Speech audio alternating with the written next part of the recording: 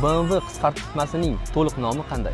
Instagramda ko'rib qo'yganman, bilmayman. Banditskiy bor mashina. Bizda savollar bor. Har bitta savolga priz bor. Общий 50 ming so'm yutib olishingiz mumkin. 5 ta savol. Har bir topgan savollarga 10 ming so'mdan priz bor. Savollar avtomashinalar haqida bo'ladi. Birinchi savolimiz: dunyodagi birinchi avtomobilni kim yaratgan? A. Henry Ford, B. Carl Benz, C. Enzo Ferrari, D.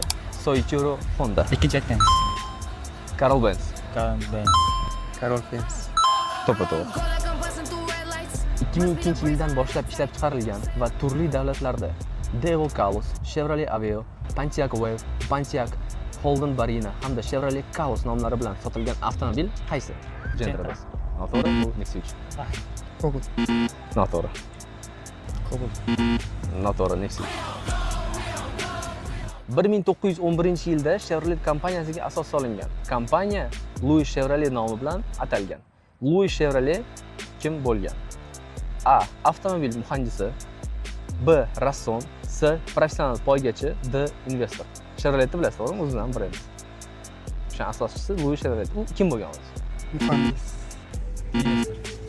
Avtomobil muhandisi. Noto'g'ri. Louis Chevrolet poygachi bo'lgan. 5 tadan 2 ta. 20. Rahmat. Assalomu alaykum. Rozimisiz? Qiymasmi? Sog' bo'ling.